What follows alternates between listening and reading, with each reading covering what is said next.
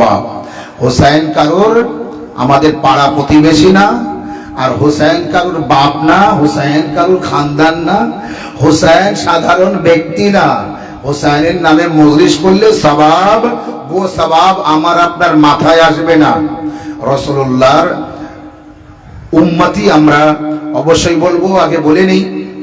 এর আগে কোনো জায়গায় বলার কথা ভেবেছিলাম কিন্তু বলতে পারিনি, মনে আর ছিল না। এখনো ঘুরে যাবে, মনে থাকবে না, বলতে পারবো না, তাই আগে বলে নিচ্ছি। যখন মজলিসের শুরুতে মাওলানা সাহেব যে খুতবা পড়ে, ওই খুতবায় যদি আল্লাহুম্মা কুল্লি ওয়ালিয়াকাল হুজ্জাত ইবনুল হাসান আল আসকারী এই দোয়া পড়ে, দোয়ায়ে হুজ্জাত, তো আপনারা মুখে তালা দিয়ে থাকবেন না, আপনিও মাওলানা সাহেবের সাথে সাথে পড়বেন। এটা সবার পড়া উচিত। আমি যখন পড়েছি, আগেও এক দুদিন পড়েছি আপনাদের মাঝে, আজও পড়েছি, তো আমি দেখেছি, আমি পড়েছি আর দুই একজন এইভাবে আছে যে মানে মনে হচ্ছে যেন ইমামে জামানার দোয়াটা আমার জন্য না, মাওলানার জন্য।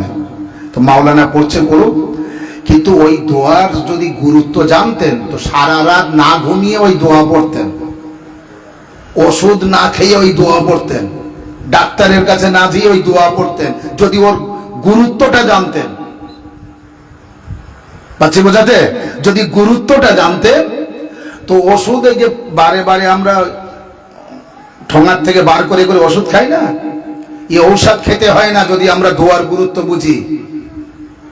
সারা রাত জেগে ওই দোয়া পড়তাম যদি আমরা গুরুত্ব বুঝতাম। গুরুত্ব জানি না তো, আর জানি না বলে চুপচাপ বসে আছি, তার মানে আমার সুন্দর একটি সময় আছে এই দোয়াটা পড়ার।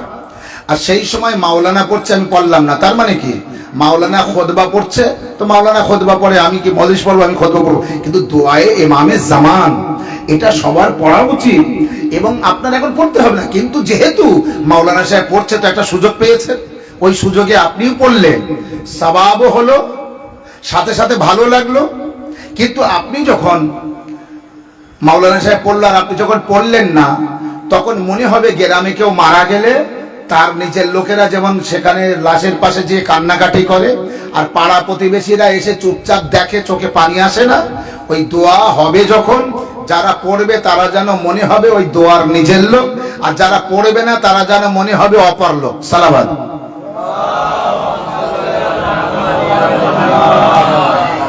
তো এই জন্য যখনই দোয়া হবে, যে মাওলানা পড়ুক না কেন, আপনার বাপ পড়ুক, ভাই পড়ুক, মেয়ে পড়ুক, স্ত্রী পড়ুক, মাওলানা পড়ুক, যেই পড়ুক না কেন, সময় সুযোগ পেলে তো সাথে সাথে আপনিও সাই দেবেন।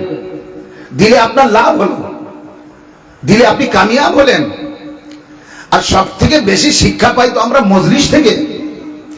এই মজলিস এমনই একটি জায়গা আছে, এমন একটি সুযোগ আছে যেখান থেকে আমরা বেশি থেকে বেশি শিক্ষা পেতে পারি।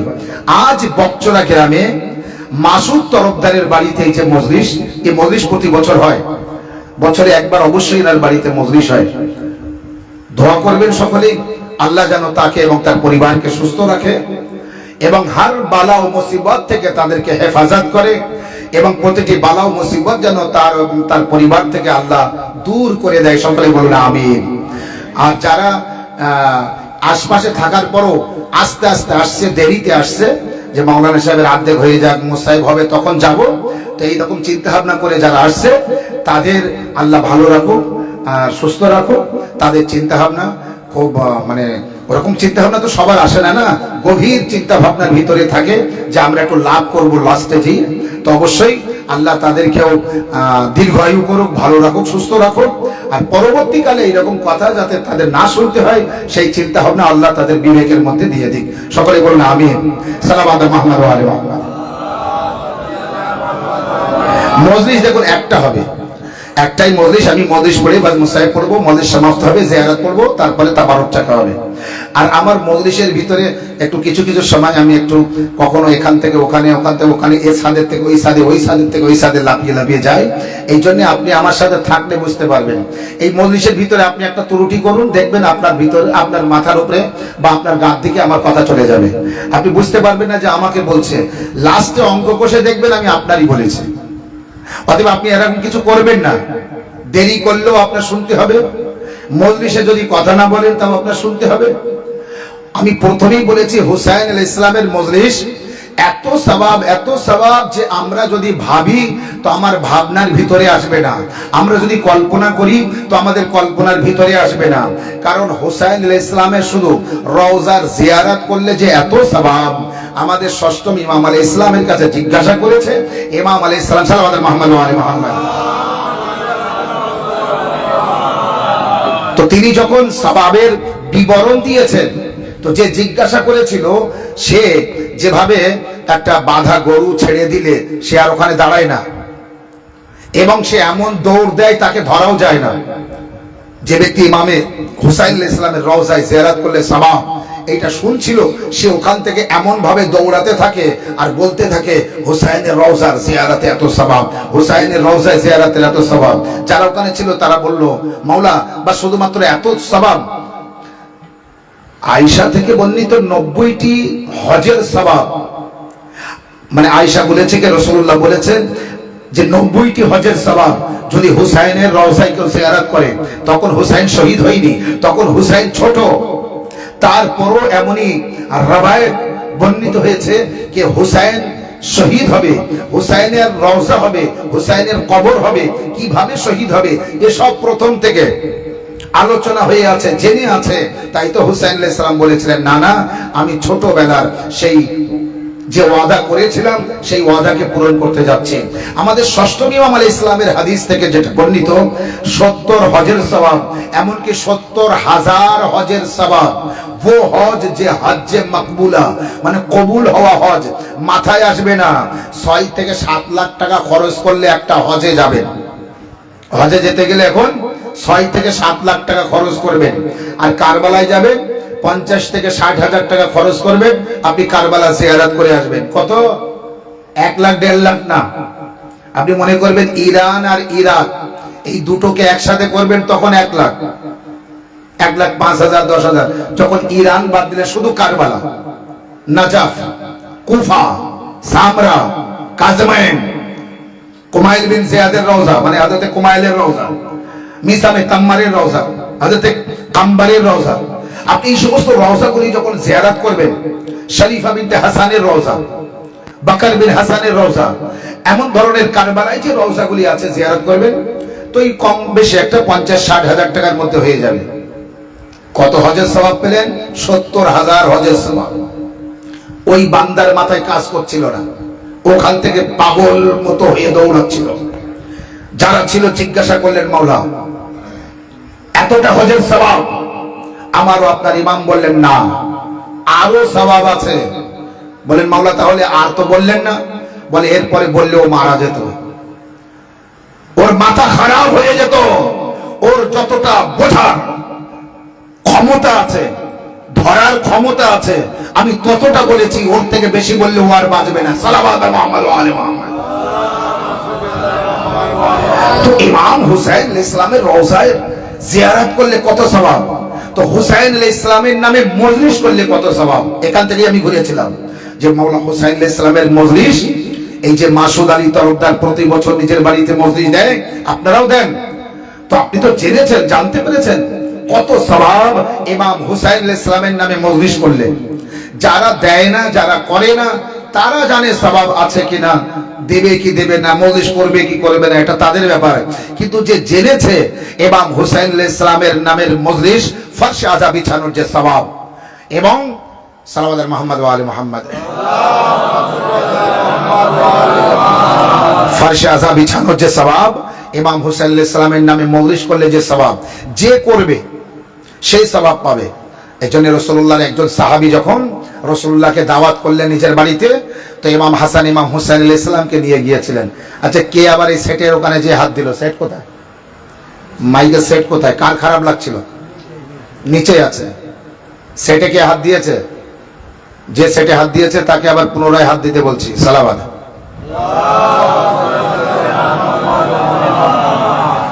তো যখন সাহাবী দাওয়াত করেছে রাসূলুল্লাহর, তো হাসান হুসাইন আলাইহিস সালামকে নিয়ে গিয়েছে দাওয়াত খেতে। যেয়ে দেখে দরজার পাশে সাহাবী দাঁড়িয়ে আছে আর বাইরের দিকে দেখছে, একটু কমাতে হবে। সালাওয়াত মুহাম্মদ ওয়া আলি মুহাম্মদ। রাসূলুল্লাহ জিজ্ঞাসা করলেন সাহাবীকে, কি ব্যাপার তুমি দরজায় দাঁড়িয়ে আমাদের দিকে তাকিয়ে আছো? বলে রাসূলুল্লাহ, ইয়া রাসূলুল্লাহ, আমার মান্যত এটাই ছিল যে আমি রাসূলুল্লাহকে দাওয়াত করব, আমার বাড়িতে আসবে, যত পা হেঁটে আসবে প্রতিটি পায়ের পরিবর্তে, প্রতিটি কদমের পরিবর্তে একটা করে গোলাম কিনে আজাদ করে দেব। মান্যত এটাই যে নবী যখন আমার বাড়িতে খেতে আসবে, যত পা হেঁটে আসবে আমি দূর থেকে গুনবো, গুনে যতটা হবে ততটা গোলাম কিনে আল্লাহর রাস্তায়, আল্লাহর ওয়াস্তে আমি তাদের স্বাধীন করে দেব, তাদের আজাদ করে দেব। কত সওয়াব দেখুন। তো এই আমার মান্যত ছিল। রাসূলুল্লাহ দোয়া করলেন, হাসান হোসেন দোয়া করলেন, খাওয়া দাওয়া করে যখন বাড়িতে আসলেন, ইমাম হুসাইন আলাইহিস সালাম মায়ের সাথেই কথা বললেন, মা ফাতেমা জাহরাও তাকে দোয়া দিলেন। তখন ফাতেমা জাহরাকে বলছে হুসাইন আলাইহিস সালাম, আম্মা, নানাকে আমি একটু দাওয়াত করি, নানাও আমার বাড়িতে এইভাবে খেতে আসো। ফাতেমা জাহরা বললেন, হ্যাঁ বেটা হুসাইন, তোমার নানাকে দাওয়াত করো। ইমাম হুসাইন আলাইহিস সালাম বলেন, নানা আমার বাড়িতেও দাওয়াত, কিন্তু আমার বাড়িতে আসবেন, খাওয়া দাওয়া করবেন, আমি হুসাইন আপনাকে দাওয়াত করছি, আমার তরফ থেকে আপনি দাওয়াত খেতে আসবেন। এবার যখন রাসূলুল্লাহ দাওয়াত খেতে আসছেন হুসাইনের বাড়িতে, হুসাইনের বাড়ি মানে ফাতেমা জাহরার বাড়ি, তো রাসূলুল্লাহ যখন আসলেন তো দেখে ফাতেমা জাহরার ঘরের দরজার পাশে জিবরাইল দাঁড়িয়ে আছে। কে দাঁড়িয়ে আছে? জিবরাইল দাঁড়িয়ে আছে। আল্লাহর নবী জিজ্ঞাসা করলেন, জিবরাইল তুমি এখানে দাঁড়িয়ে? জিবরাইল উত্তর দিলেন, ইয়া রাসূলুল্লাহ, আপনি যখন দাওয়াত খেতে গিয়েছিলেন সাহাবীর বাড়িতে, তো ও দরজায় সাহাবী দাঁড়িয়ে ছিল, এখন আপনি দাওয়াত খেতে এসেছেন হুসাইনের বাড়িতে, আল্লাহ আমাকে পাঠিয়েছে, যাও জিবরাইল ফাতেমার দরজার পাশে দাঁড়াও। ওটা ছিল সাহাবীর দাওয়াত, এটা হুসাইনের দাওয়াত। সাহাবীর দাওয়াত ছিল, সাহাবী পা গুনেছে, কতবার পা ফেলে ততটা গোলাম আজাদ করবে। তুমি যাও ফাতেমার দরজার পাশে দাঁড়িয়ে দেখো, রাসূল যখন হুসাইনের দাওয়াত খেতে আসে তখন তুমি গুনবে রাসূলুল্লাহ কতবার পা ফেলে আর তোলে, পা ফেলে আর তোলে, ততবার হুসাইনের গুনাহগার শিয়াদেরকে আমি মাফ করে দেব। এক একটা না, এক একবার পা রাখার কারণে 70,000 গুনাহগার শিয়া, তোলার পরে 70,000 গুনাহগার শিয়া, আবার রাখার পরে 70,000 গুনাহগার শিয়া।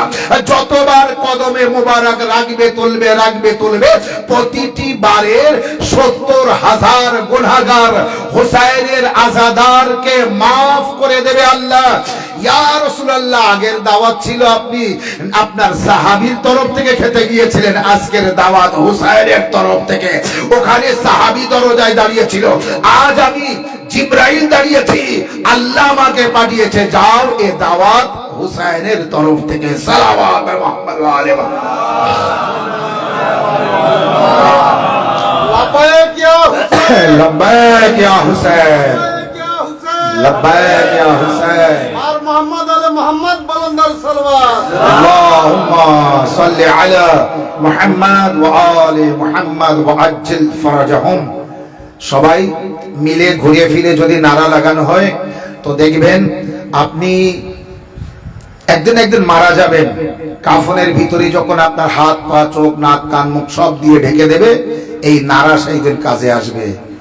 যে লাগিয়েছে সে বুঝবে, যে নারা দেয় না সেও বুঝবে। এই জন্য বারে বারে বলি, সবাই নারা দেওয়ার চেষ্টা। কেউ জোরে কথা বলেন না কোনোদিন কারোর সাথে? তাহলে কেন আপনি নারা লাগানোর সময় জোরে বলেন না? আর একবার যদি আপনি বলেন নারায়ে তাকবীর, পাপ হবে? নারায়ে রিসালা, খারাপ লাগবে? নারায়ে হায়দারি, তো কি কেউ আপনাকে ছোট করবে? কেউ আপনার ছোট বলবে না? এতে আপনার মান সম্মান যাবে না, এতে আপনার ইজ্জত যাবে না, মানে আপনি খারাপ হবেন না। তাহলে আপনি নারা লাগাতে পারেন, প্রতিটা ব্যক্তি নারা লাগাতে পারে। শেষে মাওলানা সাহেবকে বাধ্য হতে হবে বলতে, বাস বাস আর না, আমাকে বলতে দাও, এমন ভাবে নারা লাগাবেন আপনারা। কিন্তু সেই নারাটা আমরা লাগাতে জানি না।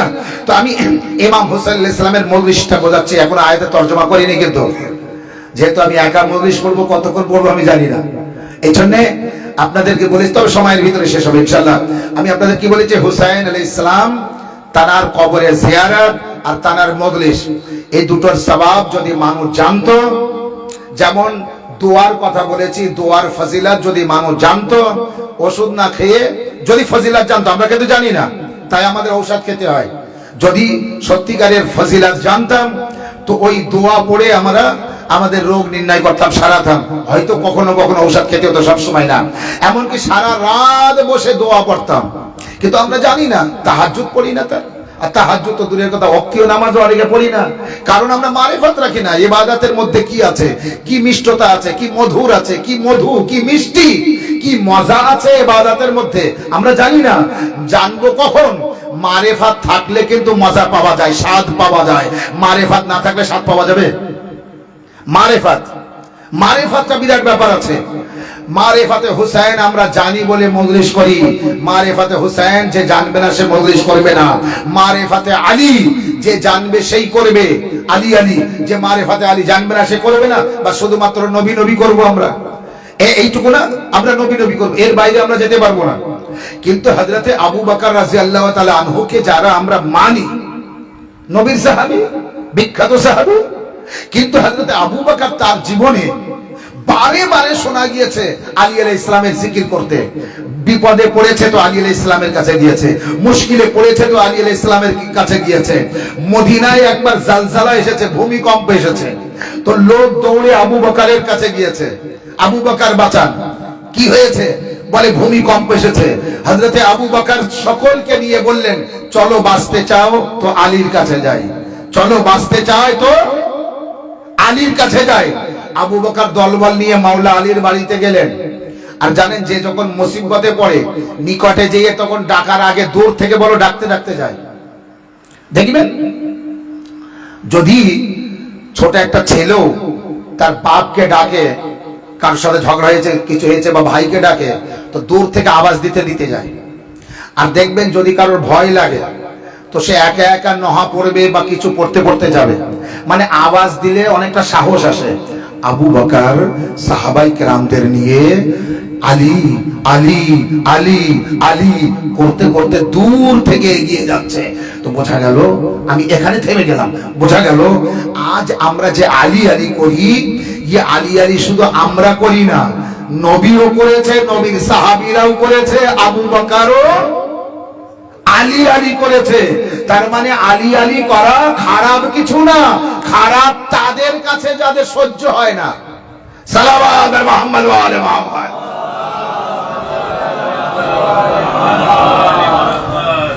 যাদের সহ্য হয় না, উপরে এখনো জায়গা আছে, যারা নিচে আছেন আপনারা উপরে চলে আসুন, যারা নিচে আছেন উপরে চলে আসুন, এখনো জায়গা আছে। আর গেটের মুখটা ছেড়ে বসবেন, এখনো কিন্তু লোক উপরে আসবে। সালাওয়াত মুহাম্মদ ওয়া আলে মুহাম্মদ। মাওলা আলী আলাইহিস সালামের কাছে এসে বলে, আলী কি হয়েছে? বলে বড় বিপদ এসেছে। বলে কি বিপদ?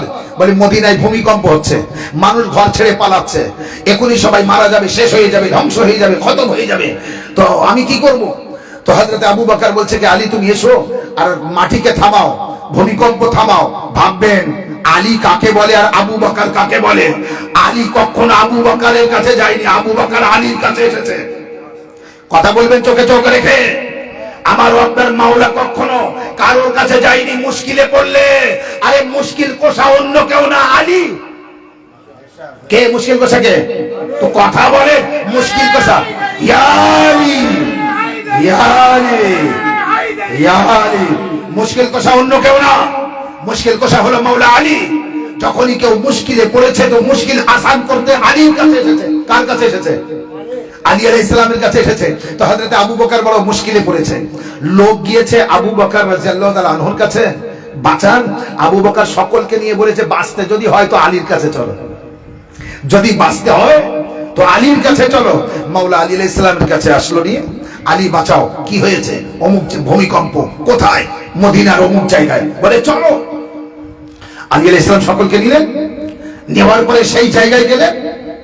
যাওয়ার পরে বাচ্চা কাঁদলে মা যেভাবে বাচ্চার গায়ে হাত বুলিয়ে বলে, চুপ কর চুপ কর চুপ কর, আলী আলাইহিস সালাম সেই জায়গায় গেলেন। যাওয়ার পরে মাটির উপরে হাত রেখে বললেন, এই মাটি তোর কি হয়েছে? চুপ চুপ চুপ। সাথে সাথে ভূমিকম্প ওখানে থেমে গেল, মাটি চুপ হয়ে গেল। বোঝা গেল কোরআন মাজিদের সূরা জিলজালের মধ্যে বলছে, বিসমিল্লাহির রহমানির রহিম, ইযা যুলজিলাতিল আরদু জিলজালাহা ওয়া আখরাজাতিল আরদু আথকালাহা ওয়া ক্বালাল ইনসানু মা লাহা ইয়াওমাইযিন তুহাদ্দিসু আখবারাহা। এক ব্যক্তি জমিনে যখন ভূমিকম্প হবে তখন এক ব্যক্তি যে বলবে এ মাটি তোর কি হয়েছে, মাটি চুপ হয়ে যা, তো মাটি তখন চুপ হয়ে যাবে। মাটির সাথে কথা বলবে এক ব্যক্তি, পৃথিবীর মধ্যে খুঁজে আসুন কাউকে পাবেন না আলী ইবনে আবি তালিব ছাড়া।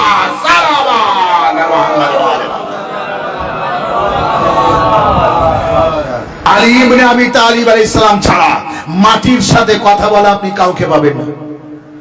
জলজলা থেমে গেল, ভূমিকম্প থেমে গেল, অত সহজ না। তো আল্লাহ কোরআন মাজিদের মধ্যে কি বলছে?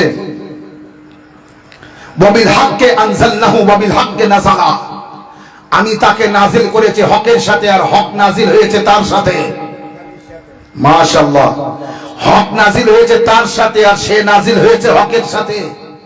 অতএব কোরআন নাজিল করেছি হকের সাথে, আর হক নাজিল হয়েছে কোরআনের সাথে। যদি আপনার বুঝতে দেরি হয় তো 13ই রজবের কাবা ঘরের ঘটনা জানুন, আর 16ই রজবে কাবা ঘরের নিকটে যান, দেখবেন রাসূলুল্লাহর হাতে একটি বাচ্চা আছে, আবু তালিবের সন্তান আলী। নবীর হাতে এসে বলছে ইয়া রাসূলুল্লাহ, আপনাকে কি শোনাবো? তাওরাত পড়ে শোনাবো না জবুর পড়ে শোনাবো না ইনজিল পড়ে শোনাবো না কোরআন পড়ে শোনাবো? আরে জন্ম হতে হতে যে কোরআন পড়ে শোনায়, আল্লাহ বলছে কোরআন নাজিল হয়েছে তার সাথে, আর সে নাজিল হয়েছে কোরআনের সাথে। দুনিয়ার মধ্যে কাউকে খুঁজে পাবেন না, সেই ব্যক্তি হলো আলী ইবনে আবি তালিব, যার সাথে কোরআন এসেছে আর যে কোরআনের সাথে এসেছে। সালাওয়াত মুহাম্মদ ওয়া আলাইহি নারায়ে তাকবীর, নারায়ে তাকবীর, নারায়ে রিসালাত, নারায়ে রিসালাত, নারায়ে হায়দারি, নারায়ে হায়দারি, বার মুহাম্মদ আলে মুহাম্মদ সাল্লাল্লাহু আলাইহি।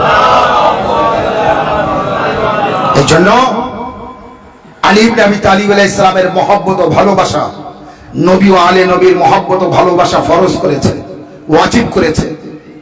ফরজ শুধু নামাজ না, ফরজ শুধু রোজা না, ফরজ শুধু হজ না, আহলে বাইতের ভালোবাসাও ফরজ। ওয়াজিব অনেকে বোঝে না, তাই ফরজ বলছে।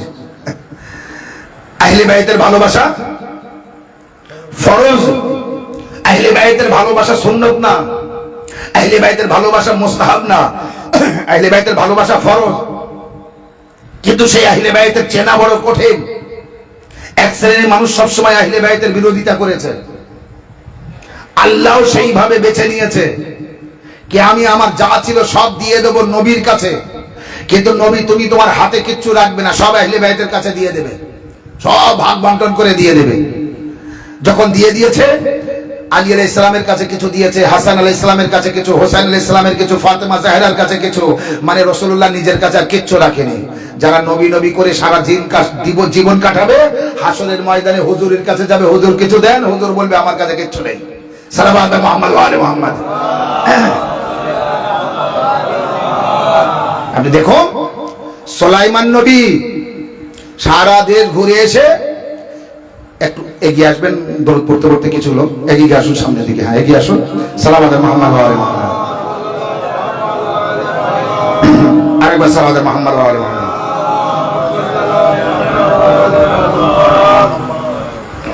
আরেকবার সালাওয়াত মুহাম্মদ ওয়া আলি মুহাম্মদ। সুলাইমান নবী সারা দেশ ঘুরে আসলেন। সুলাইমান নবীর আপনি হুকুমত জানেন, জেনেরা ওনার কথা মতো চলতো, হাওয়া বাতাস ওনার কথা মতো চলতো, জোয়ার ভাটা কথা মতো চলতে হতো, মানে শুধু মানুষ না সবার উপরে ওনার হুকুমত চলতো সুলাইমান পয়গম্বরের। তো সুলাইমান পয়গম্বর সমস্ত দিকে ঘুরে এসে মানে হাওয়াকে অর্ডার করতেন, হাওয়ার উপরে এমন ভাবে একটি চাদর বিছানো হয়ে যেত হাওয়ার উপরে, সেই চাদরের উপরে চেয়ার রাখা হতো, সেই চেয়ারে সুলাইমান নবী বসতেন, এবং ওনার মন্ত্রীরা চারিধারে বসতেন ওই চাদরের উপরে চেয়ারে। বসার পরে ওই চাদরটি উড়িয়ে নিয়ে, মনে করুন এখন এই বকচরা গ্রাম থেকে সুলাইমান নবী এখান থেকে বার, চলো আমাকে এক্ষুনি বোম্বে নিয়ে চলো, হাওয়া উড়িয়ে বোম্বে নিয়ে যাবে, আমাকে চলো এক্ষুনি বাংলাদেশে নিয়ে যেতে হবে, বাংলাদেশে নিয়ে যাবে, আমাকে এক্ষুনি চলো ইরাকে নিয়ে যেতে হবে, আমাকে এক্ষুনি ইরানে নিয়ে যেতে হবে, আমাকে এক্ষুনি সৌদিতে নিয়ে যেতে হবে, আমাকে এক্ষুনি মদিনায় নিয়ে যেতে হবে। পলকের মধ্যে হাওয়া উড়িয়ে নিয়ে সুলাইমান নবীকে চারিদিকে ঘুরিয়ে ঘুরিয়ে সমস্ত দেশ সমস্ত রাজ্য ঘুরিয়ে ঘুরিয়ে সুলাইমান নবী নিজের জায়গায় ফিরে আসতেন। নিজের মহল তৈরি হচ্ছিল, বিরাট মহল, সুলাইমান পয়গম্বরের যে আমরা আমাদের ভাষায় বোঝাতে পারবো না কত সুন্দর এবং কত বড় বিল্ডিং সুলাইমান নবী তৈরি হচ্ছিল। এখন তৈরি হওয়ার শেষের সুলাইমান নবী ঘুরে আসার পরে ক্লান্ত হয়ে গেলেন। ক্লান্ত হওয়ার পরে নিচে একবার বললেন যে তোমরা সবাই বাইরে থাকো, বিশ্রাম করছো, সবাই বিশ্রাম করো, আমি একটু আমার উপর মহলে যাচ্ছি, যাওয়ার পরে আমি ওখানে বিশ্রাম করব, আর আমার লোকজন কাজ কাম করছে আমি একটু দেখব, খবরদার কেউ যেন আমার বিনা অনুমতিতে আসবে না। মনে রাখবেন, খবরদার কেউ যেন আমার বিনা অনুমতিতে এখানে আসবে না। এখানে শুধুমাত্র আমি একা থাকবো, আমি থাকবো, আমি থাকবো, আমি থাকবো, আমার ছাড়া কেউ আসবে না। এই যে সুলাইমান নবী বললেন না যে আমি থাকবো একা, আমি থাকবো একা, আল্লাহর পছন্দ হয়নি। কি পছন্দ হয়নি? আমি শব্দ, এটা বোঝানোর জন্য কিন্তু আমি এত দূর ঘুরেছি। আমি শব্দ আল্লাহর পছন্দ হয়নি। সাল্লাল্লাহু আলাইহি মুহাম্মদ ওয়া আলি মুহাম্মদ। আমি শব্দ আল্লাহর পছন্দ হয়নি। আল্লাহ বলে ঠিক আছে সুলাইমান, তোমার আমি বাদশাহ দিয়েছি, তুমি বড় বাদশাহ, আমি তোমাকে বাদশাহ বানিয়েছি, আর এমন কিছু ছিল না যে আমি তোমাকে দেইনি, যা মনে করেছো তাই দিয়েছি। হ্যাঁ, হাওয়াকে তুমি অর্ডার করবে, জিনদের অর্ডার করবে, আর সাথে সাথে তোমার অর্ডার মতো জেনেরা তোমার কথা শুনবে, হাওয়া তোমাকে উড়িয়ে নিয়ে নিয়ে ঘুরবে, চলবে। এখনই বিলকিস রানীর সিংহাসন পলকের মধ্যে এনে দিতে হবে। হ্যাঁ, কেউ বলছে পলক পড়ার আগে, এই যে চোখ খুলবার বন্ধ তার আগে এনে দেবো, মানে ভাবার বাইরে, কল্পনার বাইরে। এত ক্ষমতা দিয়েছে, এত ক্ষমতা দিয়েছে। হ্যাঁ, তার ওজির এনে দিচ্ছে, সবকিছু ঠিক। আল্লাহর পছন্দ হয়নি, যে বলেছে আমি একা থাকবো, আমার বিনা অনুমতিতে কেউ আসবে না, আমি একা থাকবো। এই আমি শব্দ আল্লাহর পছন্দ হয়নি। সুলাইমান নবী ওখানে যেয়ে দাঁড়াতে না দাঁড়াতে পিছনে একটি কানে আর শব্দ আসলো, কারোর পায়ের শব্দ, কেউ যেন হেঁটে আসছে। কি বলে গেলেন? কেউ যেন না আসে, আমি একা থাকবো। আল্লাহর আমি শব্দ পছন্দ হয়নি। বাস যেতে না যেতে উপর মহলে লোকজন কাজ করছে দেখবে, এমন সময় সুলাইমান নবীর কানে শব্দ, আওয়াজ দেয়। সুলাইমান পয়গম্বর আওয়াজ দিচ্ছে, কে কে আমার বিনা অনুমতিতে এখানে আসলে? সাথে সাথে সে বলছে, যার অনুমতির পরে আমার কারোর অনুমতি লাগে না, আমি তার অনুমতিতে এসেছি। আমি কারোর অনুমতি চাই না, আমি কোথাও যেতে কারোর অনুমতি চাই না। ঠিক, আমি কোথাও যেতে কারোর অনুমতি চাই না। কে তবে? আমি মালিকুল মউত, আমি মালিকুল মউত। কি করতে এসেছো? তোমার রূহ কবজ করতে এসেছি। আল্লাহ সহ্য হয়নি আমি শব্দ, সাথে সাথে পাঠিয়ে দিয়েছে আজরাইলকে, যাও সুলাইমান নবীর রূহ নিয়ে এসো।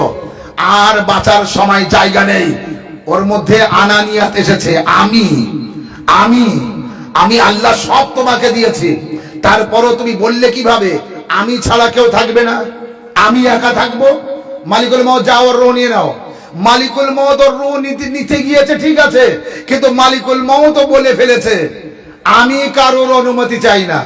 আল্লাহ বলছে, আচ্ছা খিজির নবী আমি বলেছিল, মুসার কাছে পাঠিয়েছিলাম, মুসা আমি বলেছিল হাসানের কাছে পাঠিয়ে, নবীর কাছে পাঠিয়েছিলাম, নবী আলীর কাছে পাঠায়, আলী হাসানের কাছে পাঠায়, মুসা উত্তর পায়।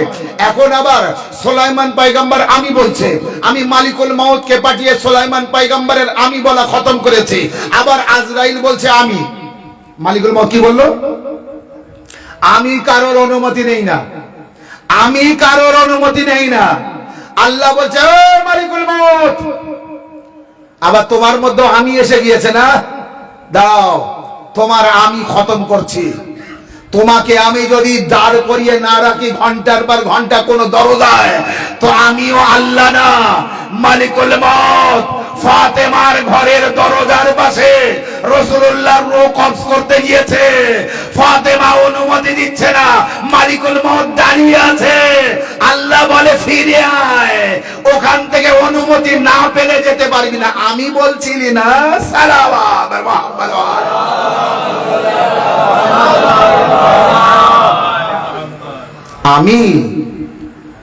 আমি বলা এই অহংকারী কথা আমি খতম করে দেব। আমি আল্লাহ ছাড়া কেউ আমি বলবে না। মালিকুল মউত তোমার আমিও আমি ভেঙে দেব। তুমি ওই আমি আর বলতে পারবে না। তোমাকে যদি ঘন্টার পর ঘন্টা না দাঁড় করিয়ে রাখি আর বারে বারে তোমাকে ফিরিয়ে না আসতে হয়, তুমি কারোর কাছে, তুমি কি বললে, আমি অনুমতি নেই না। আমি কোনো বাড়িতে যখন যাই, কারোর রূহ যখন কবজ করি, তো আমি আজরাইল তার অনুমতি নেই না। তা আল্লাহ বলছে কি আজরাইল তোমার অনুমতি নিতে হবে, তারপরে প্রবেশ করতে হবে। আর সে দুনিয়ার মধ্যে একটি মাত্র ঘর আছে, যে ঘরের দরজায় তোমাকে দাঁড় করিয়ে রাখবো, আর সে ঘর হলো জাহেরার ঘর। জাহেরার ঘরে যাবে, ওই ঘরের দরজায় তোমাকে দাঁড় করিয়ে রাখবো। রেখেছে? তাহলে আল্লাহর আমি শব্দ পছন্দ আছে? নেই না, নেই না। কুফার মেম্বার, কুফার মেম্বার, আমার আপনার মাওলা আলী মেম্বারে বসে আছেন। মাওলা আলী খুতবা দিচ্ছেন। খুতবা দিতে দিতে বলতে শুরু করলেন, লম্বা খুতবা, আমি অতটা বলতে পারবো না, বাস কিছু কথা আপনাদের সামনে বলতে পারবো। আপনাদের জানা আছে, আমারও আপনার মাওলা আমি থেকে শুরু করেছিলেন। আমারও আপনার মাওলা আমি থেকে শুরু করেছিলেন। আনা ফাতে খায়বার ও খান্দাক ও বদর ও উহুদ। আমি আলী। বারবার আলী আলাইহিস সালাম নিজের ফজিলত বয়ান করছিলেন। করতে করতে বললেন, আমি আলী খায়বার ফাতে करने वाला, বদর ফাতে करने वाला, আমি উহুদ ফাতে करने वाला, আমি খান্দাক জয় करने वाला, বদর উহুদ খায়বার জয় करने वाला আমি আলী। আমি আলী রুজি বন্টন करने वाला। একে একে এগিয়ে যাচ্ছে। আমি আলী রুজি বন্টন करने वाला, আমি আলী রাত देने वाला, दिन देने वाला, দিনের উজালা करने वाला আমি আলী, রাতের অন্ধকার देने वाला আমি আলী, বাচ্চাদের শরীরে মাংস देने वाला আমি আলী, চোখ देने वाला আমি আলী, কান देने वाला আমি আলী। আমি আলী নবীর জামাই, আমি আলী নবীর ওসি, আমি আলী নবীর কাঁধে মূর্তিগুলো উঠে, নবীর কাঁধে উঠে মূর্তি ভেঙে কাবা ঘর পরিষ্কার करने वाला আমি আলী। দাওয়াতে জুলাশরাই নবীর সাহায্য करने वाला আমি আলী। জঙ্গে নবীর সাহায্য करने वाला আমি আলী। আমি সমস্ত জায়গায় নবীর মদত করেছি, আমি আলী। আমি আলী, আমি আলী, আমি শুধু আমি মনে রাখবেন, আমি আলী। হাওয়া বিবি, আদম আর হাওয়া বিবির সাক্ষাৎ করিয়েছি। আদম এক জায়গায়, হাওয়া বিবি আর এক জায়গায়। আল্লাহ যখন জান্নাত থেকে আদম আর হাওয়াকে জমিনে পাঠায়, তো আদম এক জায়গায়, হাওয়া আর এক জায়গায়। আদম আর হাওয়ার মধ্যে 500 বছর। আদমও কাঁদছে, হাওয়ার সাথে দেখা করবে, হাওয়া বিবিও কাঁদছে, আদমের সাথে দেখা করবে। কিন্তু না আদমের সাথে হাওয়া বিবির দেখা হয়, না হাওয়া বিবির সাথে আদমের দেখা হয়। আমারও আপনার মাওলা কুফার মেম্বারে বলছে, আমি আলী আদম ও হাওয়ার সাক্ষাৎ कराने वाला।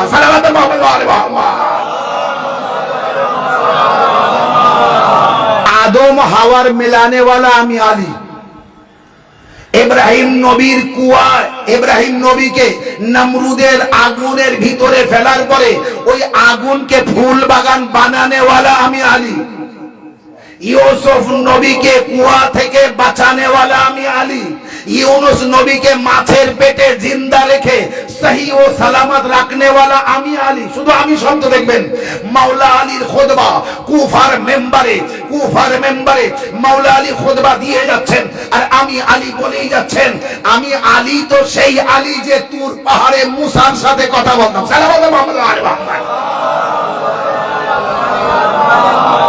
আমি আলী তুর পাহাড়ে মুসা কথা বলতে যেত না আল্লাহর সাথে, আরে ও কথা আমি বলতাম। আমি আলী সেই ব্যক্তি, আমি আলী নবী মেরাজে গিয়েছে, নবীর সাথে কথা আমি বলেছি। সালাওয়াত মুহাম্মদ ওয়া আলি মুহাম্মদ। ইয়া আলী, ইয়া আলী, ইয়া আলী।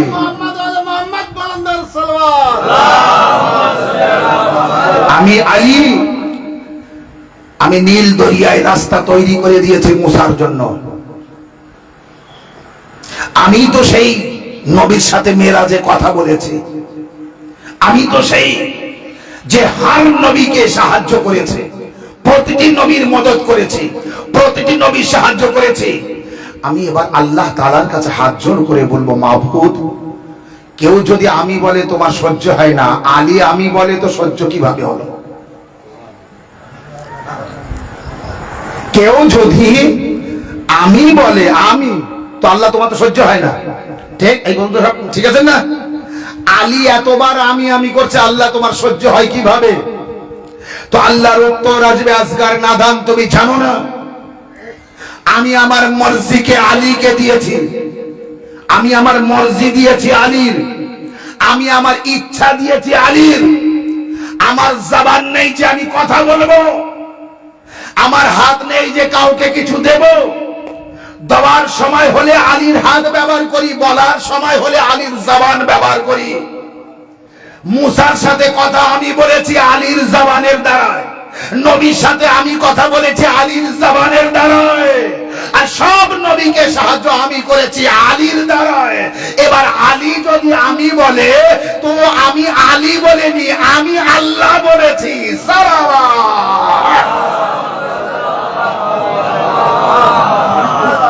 মাওলা আলী আলাইহিস সালামের খুতবা আর কুফার মেম্বারের খুতবা, সব থেকে বড় কথা, আল্লাহু আকবার, এ শোনার জন্য আলাদা দিল চাই, আলাদা দিল চাই, আলাদা ব্রেন চাই, নতুবা যখন তখন মন মস্তিষ্ক এদিক ওদিক হয়ে যাবে। কারণ যা যা আমরা শুনে রেখেছি তাই তাই আলীর দিকে যাচ্ছে, তো মাথায় কাজ করবে না। এই জন্য আলাদা শক্ত কঠিন দিল ও কলিজা চায়।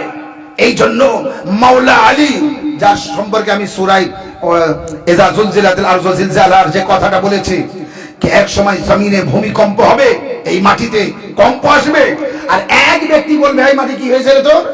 সেই এক ব্যক্তি মাওলা আলী, সেই ব্যক্তি হলো মাওলা আলী। তো মাওলা আলীর সম্পর্কে যদি আল্লাহ কোরআনে সূরার মধ্যে কাসিদা গায়, তো আমরা মেম্বারে এসে যদি আলীর ফজিলাত পড়ি, কোনো অসুবিধা আছে? সালাওয়াত মুহাম্মদ ওয়া আলি মুহাম্মদ, আরেকবার সালাওয়াত মুহাম্মদ ওয়া আলি মুহাম্মদ। এই জন্য আল্লাহ বলছে কি আমি কোরআন নাজিল করেছি আলীর সাথে, আর আলীকে নাজিল করেছি কোরআনের সাথে। আমি পরিষ্কার করেছি, আগে কি বলছিল, আমি হককে নাজিল করেছি তার সাথে, আর তাকে নাজিল করেছি হকের সাথে। কোরআনকে নাজিল করেছি হকের সাথে, হক নাজিল করেছি কোরআনের সাথে। তাকে নাজিল করেছি কোরআনের সাথে, কোরআন নাজিল হয়েছে তার সাথে। এই সে বলুন, হক বলুন, আর যাই বলুন, ঘুরে ফিরে সে মানে আলী, হক মানে আলী। আল্লাহর নবী বলেনি আলী মাল হক বল হক মাল আলী, আলী হকের সাথে, হক আলীর সাথে। তো আল্লাহ যে বলছে আমি কোরআনকে হকের সাথে নাজিল করেছি আর হককে কোরআনের সাথে নাজিল করেছি, এখন আপনার কাছে আমার প্রশ্ন, হক কি আছে আমাকে দেখিয়ে দেন। হক বলতে কি আছে আমাকে দেখিয়ে দেন, দেখাতে পারবেন? মিশর থেকে একদল লোক এসেছিল নবীজির কাছে, ইয়া রাসূলুল্লাহ। আল্লাহ নবী বললেন বলো কি হয়েছে? বলে আমরা হক দেখতে এসেছি। সালাওয়াত। কি দেখতে এসেছি? আল্লাহু আকবার। যদি বলতো ইয়া রাসূলুল্লাহ আমরা আপনার দেখতে এসেছি, তো সে মানা যেত। কিন্তু তারা মিশর থেকে একদল লোক এসে বলছে ইয়া রাসূলুল্লাহ আমরা হক দেখতে এসেছি। তো আল্লাহর নবী বললেন জোহরের নামাজে মসজিদে এসো, হক দেখিয়ে দেবো। জোহরের নামাজে মসজিদে এসো, হক দেখিয়ে দেবো। জোহরের নামাজে তারা মসজিদে আসলো, সাহাবায়ে কেরামদের ভিড় হলো। আর সালমানে ফার্সিকেও তার আগে বলে দিয়েছিলেন একটু খবর করে দাও এলাকায়, যে যে হক দেখতে চায় সে যেন মসজিদে আসে। যে যে হক দেখতে চায়, আমি এই বকচরা গ্রামে আজকে এই মজলিস পড়ছি, এখনো পর্যন্ত আমি হকের মনে করুন দেখাইনি, বিবরণ বলিনি। মিশর থেকে যারা এসেছে তারা এখনো দেখেনি। আপনি বলুন তো, আপনি কোনোদিন হক দেখেছেন? আচ্ছা আপনাকে পরিষ্কার করে দিই, জিন দেখেছেন? জিন, ফেরেশতা দেখেছেন? জান্নাত দেখেছেন? জাহান্নাম দেখেছেন? এই যে হাওয়া গায়ে লাগে দেখেছেন? মানে হাওয়া কখনো দেখেছেন? হাওয়া এসব যখন দেখেননি তো হক কিভাবে দেখবেন? হক কিভাবে দেখবেন? তার মানে আপনাকে যদি বলা হয় হক দেখেছো, তো আপনি বলবেন না আমি হক দেখিনি। তো মিশন থেকে আসা ওই ব্যক্তিরা বলছে ইয়া রাসূলুল্লাহ আমি হক দেখতে চাই, আমরা হক দেখার জন্য এসেছি। আল্লাহর নবী সালমানকে বললেন সকলকে বলে দাও মসজিদে আসতে। দুপুরে জোহরের নামাজে মসজিদে আসলো সবাই, মসজিদের ভিতর ভিড় হলো, বাইরেও ভিড় হয়ে গেল, সাহাবাই কেরামরাও আছে। এমন সময় তারা অপেক্ষা করছিল আর আওয়াজ দিল, ইয়া রাসূলুল্লাহ আপনি হক দেখান, ইয়া রাসূলুল্লাহ আমরা হক দেখতে চাই, ইয়া রাসূলুল্লাহ আমরা হক দেখতে চাই। বাস কিছুক্ষণ পরে মসজিদে নববীর দরজা দিয়ে আমারও আপনার মাওলা আলী ভিতরে প্রবেশ করলেন। আমারও আপনার নবী তখন বললেন কে সাহাবায়ে কেরামরা শোনো, হাযা আলীউন হক, এই আলী হলো সেই হক। আর আমি দোয়া করেছি, হে আল্লাহ হককে ওই দিকে পাঠিয়ে দিও যেদিকে আলী যায়। বোঝা গেল আলী হক।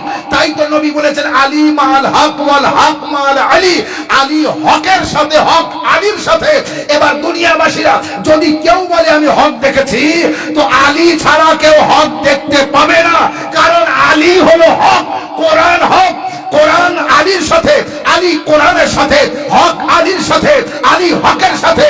এবং যে আলীকে ছেড়েছে সে হককে ছেড়েছে, যে আলীকে ছেড়েছে সে কোরআনকে ছেড়েছে। সালাওয়াত মুহাম্মদ ওয়া আলী। এজন্য আলী আলাইহিস সালাম হক। আল্লাহ বলছে কি আমি হককে নাজিল করেছি তার সাথে, আর সে নাজিল হয়েছে হকের সাথে। কোরআন, কোরআন নাজিল হয়েছে আলীর সাথে, আলী নাজিল হয়েছে কোরআনের সাথে। আলী বিহীন কোরআন বোঝা যাবে না, রাসূলুল্লাহ বিহীন কোরআন বোঝা যাবে না, পঞ্চতন পাক আলাইহিস সালাম বিহীন কোরআন বোঝা যাবে না। কোরআনকে বুঝতে গেলে আপনার, তো আমি কি বলেছি, আল্লাহ সব জায়গায় বলেছে কি আমি শব্দ পছন্দ করি না, কিন্তু আলী আলাইহিস সালাম যখন আমি বলেছে তো আল্লাহর পছন্দ হলো, কারণ আলী যা বলেছে আল্লাহর তরফ থেকে। এই জন্য তো ভেলায়েতে আলী আমি আপনাদের বলেছিলাম, আলীর মহব্বত, আলীর ভালোবাসা। যেমন রাসূলুল্লাহ বলেছিলেন বারবার আলীকে মানো, আলীকে মানো, আলীকে ভালোবাসো, আলীর সাথে মহব্বত করো।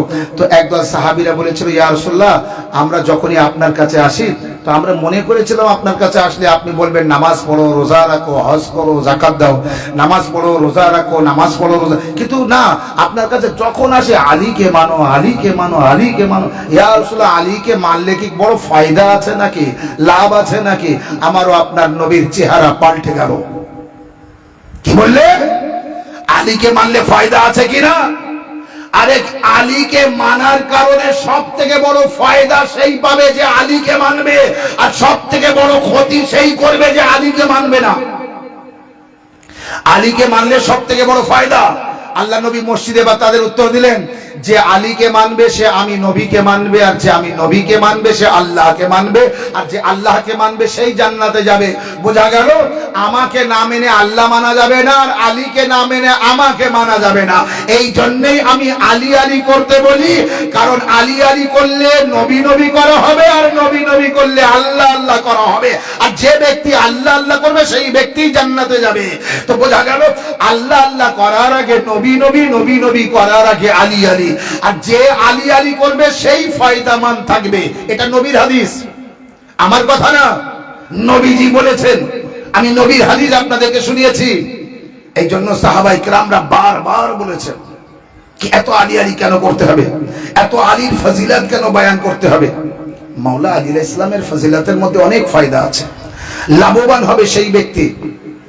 এই জন্য দুনিয়ার মধ্যে যতদিন আমরা আছি আমরা নবীকে মানি এবং আহলে বায়ত আলাইহিস সালামকে মানি, আর মেনে চলি। বাস আমি শেষের দিকে আসছি। তো আল্লাহ কোরআনকে নাজিল করেছে আলীর সাথে, আলীকে নাজিল করেছে কোরআনের সাথে, হককে নাজিল করেছে আলীর সাথে, আলীকে নাজিল করেছে হকের সাথে। আপনি যত আলী আলী করবেন মানে আপনি হকের আলোচনা করলেন, যত হকের আলোচনা করবেন তত আলীর আলোচনা করলেন। তবে একটা জিনিস পরিষ্কার হলো, আলীবিহীন হক নেই। আলীবিহীন, পরিষ্কার করে দিলাম, কিন্তু আলীবিহীন হক নেই। যদি আপনি বলেন কি আমি নামাজ পড়ছি হকের নামাজ, আলী নেই তো হক নেই, আলীর মহব্বত নেই, আলীর ভালোবাসা নেই তো নামাজ হক নেই, রোজাও হক নেই। মানে হক সত্য এ যখন মাওলা আলী আলাইহিস সালামের মহব্বত থাকবে। আপনি এবার বলবেন কি মাওলানা সাহেব অতটা তো নবী নবী করলেন না যতটা আলী আলী করলেন। এই জন্য আমি নবী নবী করিনি, আলী আলী করেছি। কে আলী আলী করছি এই কারণে যাতে নবী নবী করতে পারি। আর আমরা সব থেকে বেশি পৃথিবীর মধ্যে সব থেকে বেশি নবীকে আমরা মানি।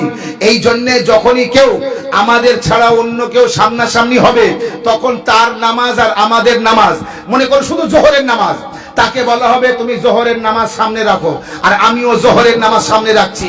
বলো তুমি জোহরের নামাজের মধ্যে কতবার নবীর নাম নিয়েছো, আর আমি জোহরের নামাজের মধ্যে কতবার নবীর নাম নিয়েছি। কোন এক ওয়াক্তের নামাজ সে সামনে রাখুক, আর আপনিও সামনে রাখবেন। তার টোটাল নামাজটা লিখতে বলুন, আপনার টোটাল নামাজটা লিখুন, দেখবেন আপনার উপরে কেউ যেতে পারবে না। কারণ আমরা যতবার রুকু, সেজদা, ওঠা বসা এবং তাশাহুদ পড়ি, আমরা বারে বারে আগে পরে দরুদ পড়ি, আর এক একবার দরুদে দুবার করে রাসূলুল্লাহর নাম নেই। মানে আমাদের থেকে বেশি রাসূলুল্লাহর কেউ মানে? সালাওয়াত বে মুহাম্মদ ওয়া আলে মুহাম্মদ। আমরা আসল জায়গায় ঠিক মেনে চলি, নকল জায়গায় মানি না। আসল জায়গায় মানি, যেখানে মানলে কাজ হবে, যেখানে নবীর নাম নিলে কাজ হবে বেশি। আল্লাহুম্মা সাল্লি আলা মুহাম্মদ ওয়া আলে মুহাম্মদ। তো মুহাম্মদ সাল্লাল্লাহু আলাইহি ওয়া সাল্লামের নামাজে আমি যখনই দরুদ পড়েছি, প্রতি দরুদে কতবার নাম নিলাম আপনি ভাবতে পারেন? আর পৃথিবীর মধ্যে আমরা ছাড়া কোন মাযহাবের কেউ নামাজে এইভাবে দরুদ পড়ে না যেভাবে আমরা পড়ি। আর আমরা একবার দরুদে দুবার নাম নিলাম, পুরো নামাজের মধ্যে কতবার দরুদ আসে? আচ্ছা, 5 ওয়াক্ত নামাজে কতবার দরুদ পড়ি? এক একবার দরুদে দুবার করে হলে সারাদিন নবীর নাম কতবার নেই? এখানেই আপনার অঙ্ক, এখানেই ক্যালকুলেশন। মানে আপনি ক্যালকুলেটরে হিসাব করুন, দেখবেন কি আপনি কামিয়াব আছেন। এই জন্য বেশি থেকে বেশি নবী ও আলে নবীর মহব্বত ও ভালোবাসা নিজের অন্তরে রাখুন। যে কটা দিন দুনিয়ায় বাঁচবেন, তো আমি যে কথা বলেছিলাম, হুসাইনের মহব্বত, হুসাইনের ভালোবাসা, হুসাইনের আজাদারি আর হুসাইনের জিয়ারত, বেশি থেকে বেশি মাওলা হুসাইন আলাইহিস সালামের জিয়ারতে যাবার উদ্দেশ্যে পাসপোর্ট রেডি করুন। প্রতিটি ব্যক্তি পাসপোর্ট করুন। এক, জিয়ারতে আমি যাচ্ছি এই মনে করে আপনি পাসপোর্ট করুন। আপনি জিয়ারতে যাবেন, পাসপোর্ট করুন। আল্লাহ অবশ্যই আপনার জিয়ারতে ডেকে নেবে মাওলা। যদি নাকি পাসপোর্ট করার পরে জিয়ারতে না যেতে পারেন, পাসপোর্ট করলেন জিয়ারতে যেতে পারেননি, আপনি ঠান্ডা মাথায় চিন্তা ভাবনা করে উত্তর দেবেন। পাসপোর্ট করেছেন, চেষ্টাও করেছেন, জিয়ারতে যেতে পারেননি, সওয়াব পাবেন না পাবেন না? উদাহরণ দেই, একটা দোকানদার জামাতে নামাজ পড়ে আর পড়বে বলে তাড়াতাড়ি করে দোকান বন্ধ করে যেভাবে খরিদ্দার মিলে দৌড়ে যাচ্ছে জামাতে নামাজ পড়বে, সওয়াব। এখন যেতে যেতে গিয়ে দেখে জামাত হয়ে গেছে, সওয়াব পাবে না পাবে না? আরে জল জল করছে ইতিহাসে, রাসূলুল্লাহর জামানায় হয়েছিল। ইয়া রাসূলুল্লাহ, বলে কি হয়েছে? বলে আমি জামাত ধরবো, তো শেষে দেখি জামাত হয়ে গেল, আমি তো নামাজ পড়তে পারলাম না, জামাতে নামাজ পড়তে পারলাম না। আল্লাহর নবী বললেন ফুরাদা পড়ে নাও, তোমার জামাতের সওয়াব তুমি পেয়ে গিয়েছো। কারণ তোমার নিয়ত ছিল জামাতে পড়বো, দৌড়ে দৌড়ে এসেছো, তুমি ধরতে পারোনি, সওয়াব পেয়ে গিয়েছো। তো আপনি চেষ্টা করুন জিয়ারতে যাব, যেতে পারেননি, সওয়াব পাবেন। পুরো সওয়াব জিয়ারতের পান আর না পান, কিছু না কিছু পাবেন। জানেন আপনার আমার ইমাম কি বলেছেন? আমার মান্যওয়ালারা, জিয়ারত না করে যেন মরবে না, যেন কারবালায় জিয়ারত না করে মৃত্যুবরণ করবে না। ও ভাই, মৃত্যু আমাদের হাতে? তাহলে ইমাম যে বলছে জিয়ারত না করে মরবে না, তো যদি আজকে রাত্রি আমার মৃত্যু হয় কি হবে? ইমাম তো বলছে যেন মরবে না, তার মানে মালিকুল মউত আসবে না আর আমার মৃত্যু হবে না জিয়ারত না করে। কিন্তু আমি চেষ্টা করব না, আমি পাসপোর্ট করব না, আমি যাওয়ার জন্য তড়পাবো না, আর ওইভাবে মারা যাবো আর বলবো মাওলা আমি চেয়েছিলাম তা হয়নি। হ্যাঁ, চেয়েছিলাম তা হয়নি। টাকা না থাকার পরও বাজার হয় কি করে? টাকা না থাকার পরও ঈদের বাজার হয় কিভাবে? টাকা না থাকার পরও ছেলে মেয়ের বিয়ে হয় কিভাবে? বলুন, টাকা নেই, পয়সা নেই, তারপরও বড় বড় বাইক বাড়িতে আসে কিভাবে? এক একটা বাড়িতে 3-3টে বাইক কিভাবে হয়? তালার পর তালা কিভাবে হয়? টাকা নেই, রাতের অন্ধকারে দলিল আসলে টাকা জোগাড় হয়ে যায়, বলে খবরদার যেন কারোর জানাস না। মেয়াদ শেষ হয়ে যাবে তারপরে জানাবি, নাইলে বলে আমানত করবে। টাকা নেই, কিন্তু সব হয়ে যাচ্ছে, জিয়ারাতের জন্য টাকা নেই। পাসপোর্ট করুন আপনি, প্রতিদিন 200, সপ্তাহে 200 হোক, 100 হোক, 50 হোক, 500 হোক, যেই আসলো আপনি সাইড করুন, একটা জায়গায় রাখুন মাওলার জিয়ারাতে যাওয়ার উদ্দেশ্যে। ওতে টাকা রাখুন, রাখতে রাখতে মরে যান, মাওলা বুঝবে আপনার জিয়ারাত হবে না হবে না। পাসপোর্ট করে তারপরে জিয়ারাতে যাওয়ার উদ্দেশ্যে, এরপরে আপনি মরে যান, তারপর মাওলা বুঝবে। কিন্তু আপনার জিয়ারাতে যাওয়া চাই, জিয়ারাতে যাওয়া চাই। তবে নিয়ত যেন করবেন না 5 বছর পরে যাব, অমুক সালে যাব। নিয়ত এইটা করুন, তাড়াতাড়ি যাব। কবে যাব? তাড়াতাড়ি যাব। সেই তাড়াতাড়ি যাব মন থেকে, এবং নিয়ত করুন। পাসপোর্ট করুন, শুধু নিয়ত করলে হবে না, পাসপোর্ট করতে হবে।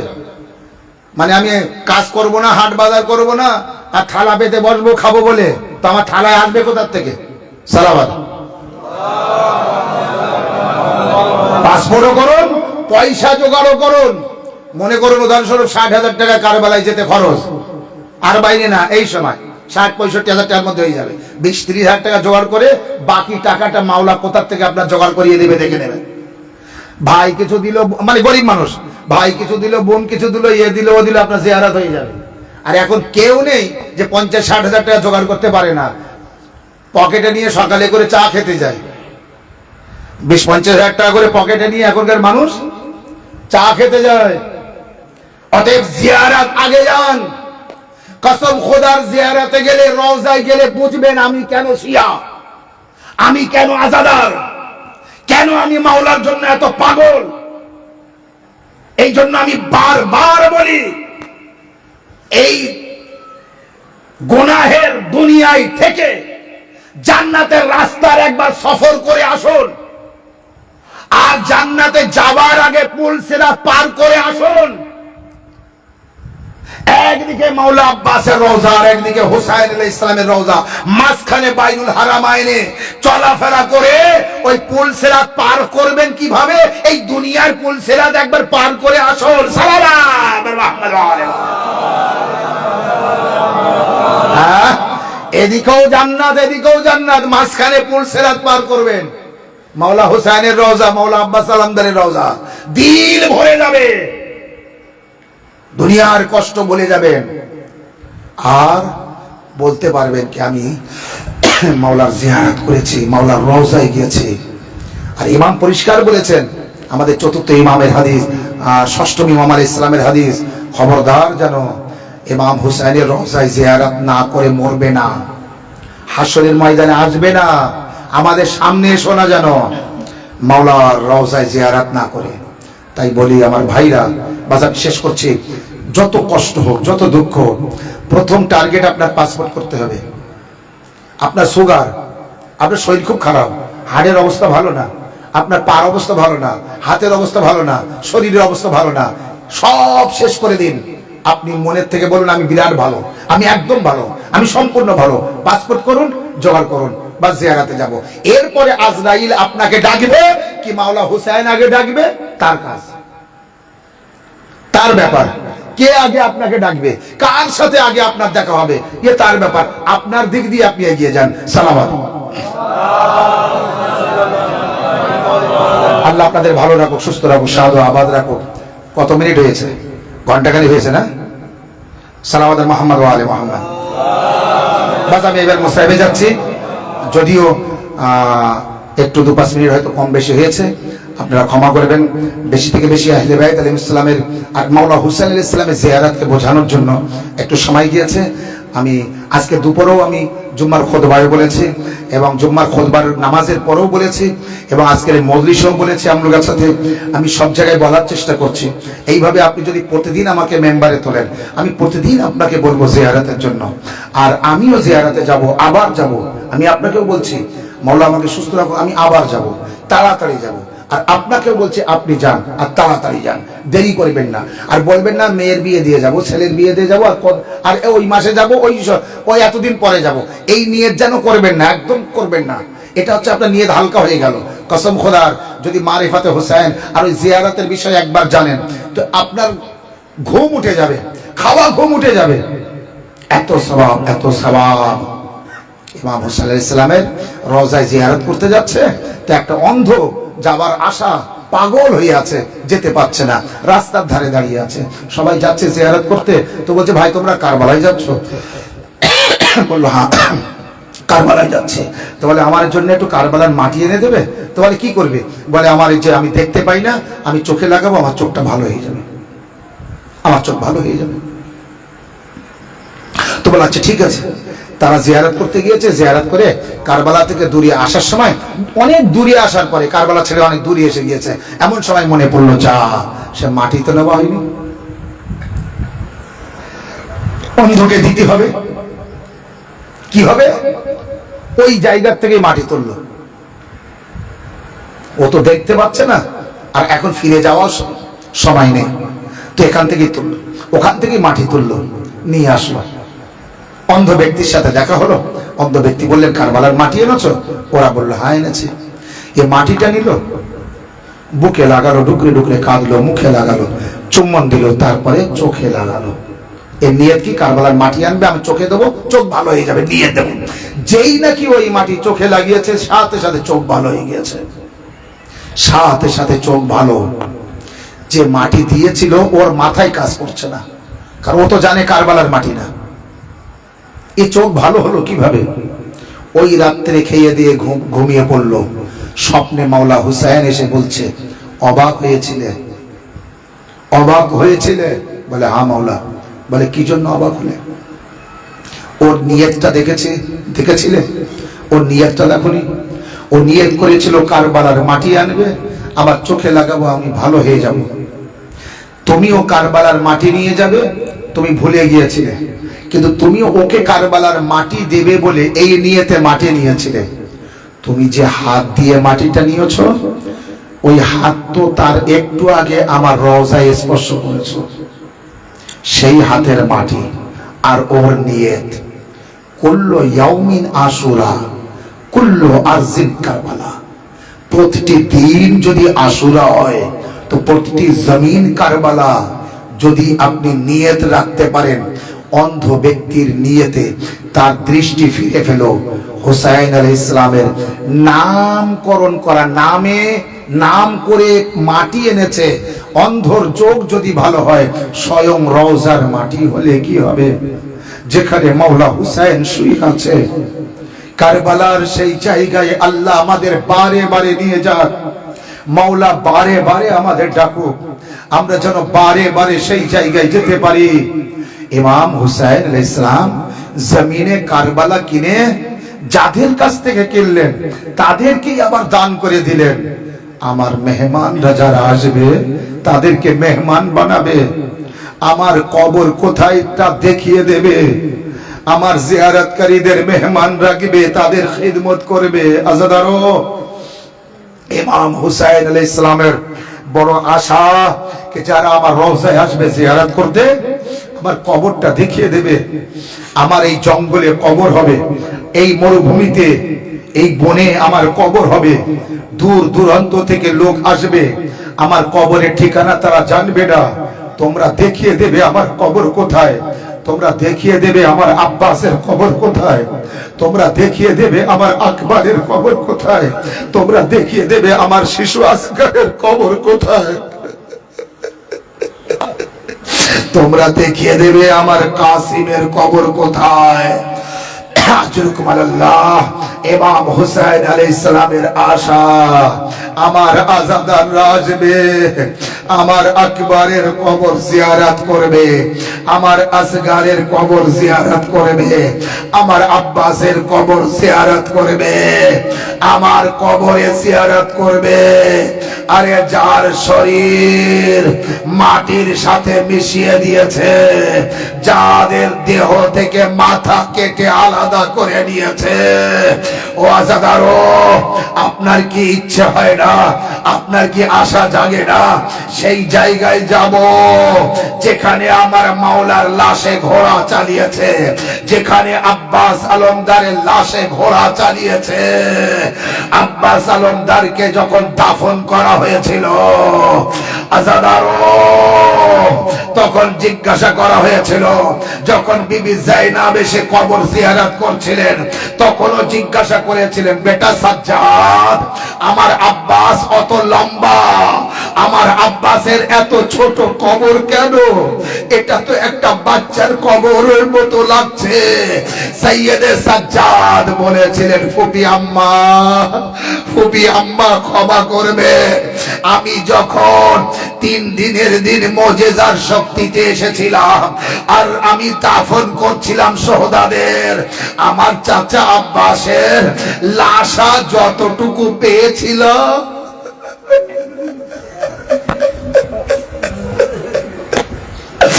আমার চাচার লাশের উপরে এমন ভাবে ঘোড়া চালিয়ে লাশকে পামাল করে দিয়েছে, আমার চাচার লাশের টুকরো বেশি পাওয়া যায়নি, যতটুকু পেয়েছিলাম ততটুকু আমি দাফন করে দিয়েছি। ও আজাদারো, কতটা আশা মাওলা হুসাইনের। ও আমার আজাদাররা, আমার কবরে কবে আসবে জিয়ারত করতে? কবে আসবে আমার আব্বাসের রওজা জিয়ারত করতে?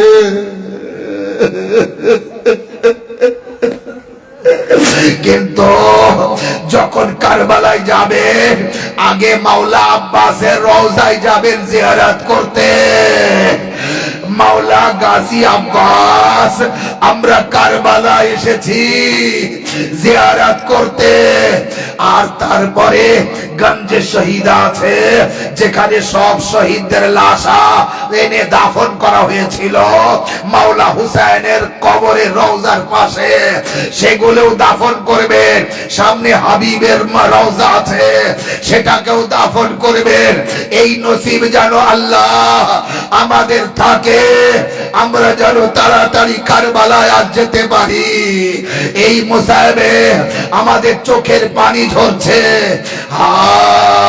কারবালাদের মনে করে, কারবালা ওয়ালাদের মনে করে আপনি কাঁদছেন, আপনার চোখে পানি আসছে, কিন্তু যার চোখে পানি নেই আমি কিছু বলবো না।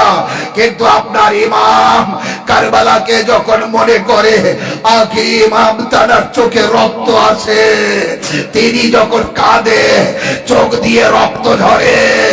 যার নিজের কেউ হারায় সেই জানে কষ্ট কত। ইমামে জামানা কাঁদে, এই হরমুলা, তোর হাত কাঁপেনি আসগারের গলায় তীর মারতে?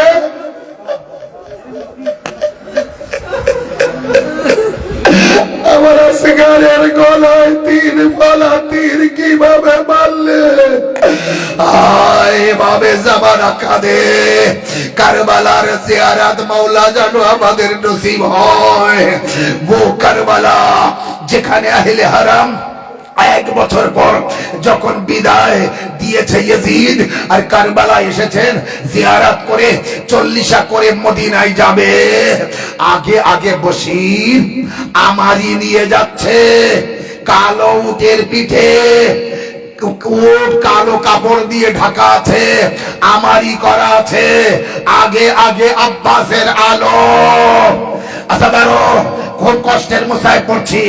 28 রজব মদিনা ছেড়ে যে কাফেলা গিয়েছিল, আজ সেই কাফেলা মদিনায় ফিরে আসার মুসায় পড়ছি। কিয়ামতের মুসায়, খুব কষ্টের মুসায়।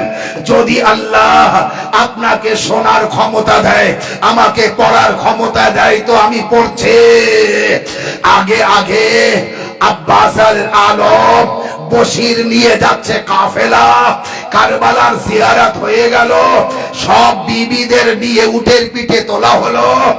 এক বিবি উটের পিঠে যায়নি। সৈয়দে সাজ্জাদকে জাইনাব বললেন কে সাজ্জাদ, একজন এখনো আসেনি, কে? রবাব।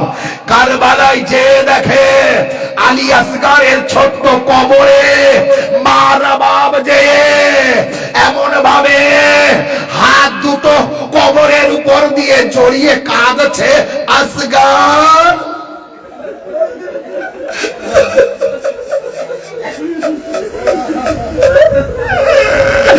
আসগার রে, আমি কি নিয়ে মদিনায় যেয়ে থাকবো? ও বাবা আসগার, আমার একবার মা বলে না, আমি মদিনায় যেতে পারছি না। জাইনাবকে ডাকা হলো, এসো এসো, আম্মাকে ধরে তোলো। ইমাম বললেন কি আম্মা, আমি জামানার, আমি আপনাকে বলছি চলুন। রবাব বললেন বেটা সাজ্জাদ, আমি মদিনায় যেয়ে কি নিয়ে থাকবো? আমার স্বামী বিদেশে, আমার স্বামী এই রৌদ্রে, আমার আসগার রৌদ্রে, আমার মেয়ে সাকিনা সব বিদেশে, আমি মদিনায় যেয়ে কি নিয়ে থাকবো? ইমাম বললেন কে আম্মা, আমি জামানার ইমাম হয়ে বলছি, আপনি এখানে আর দেরি করবেন না, চলুন আমাদের মদিনায় যেতে হবে। বাস কাফেলা আর থাকা গেল না রবাবের।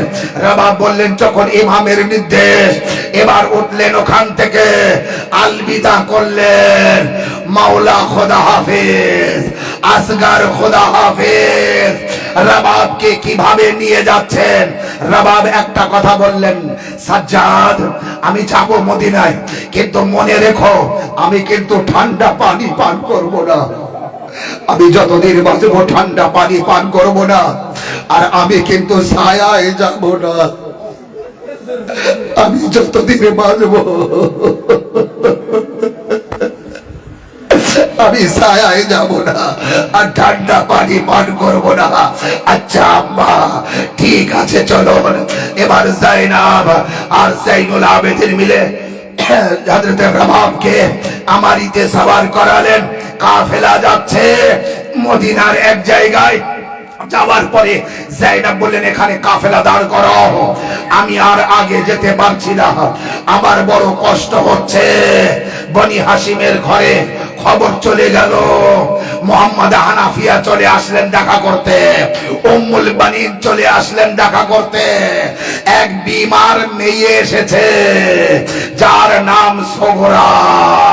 যেখানে বিবি জাইনাব বসে আছেন, সব বিবিরা বসে আছে, সেই জায়গায় এসে উম্মুল বানিন জাইনাবকে জিজ্ঞাসা করছে, ও বিবি আমার শাহজাদি কোথায় আছে বলতে পারো? জাইনাব বললেন আম্মা আমাকে চিনতে পারলে না, আমি জাইনাব।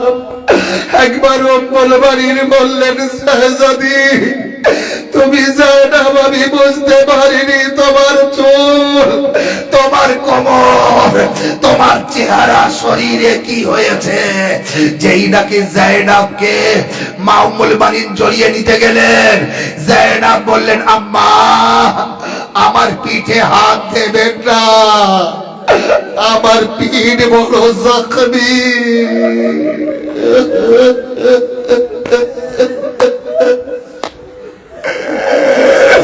মুহাম্মদ হানাফিয়া জাইনুল আবেদিন আলাইহিস সালামের কাছে গেলেন আর গলে মিলতে যাচ্ছিলেন।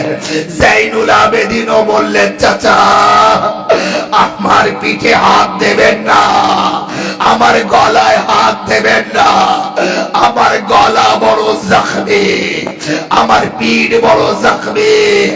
এর মধ্যে ছোট্ট মেয়ে সোগরা, এর কোলে যেয়ে কিছু খোঁজে, ওর কাছে যেয়ে কিছু খোঁজে, এর প্যাকেটে যেয়ে কিছু খোঁজে। একবার জিজ্ঞাসা করে এক বিবি, সোগরা কি খুঁজছো? সোগরা আওয়াজ দেয় আমি খুঁজছি কার কোলে আমার আসগার আছে, কার কোলে।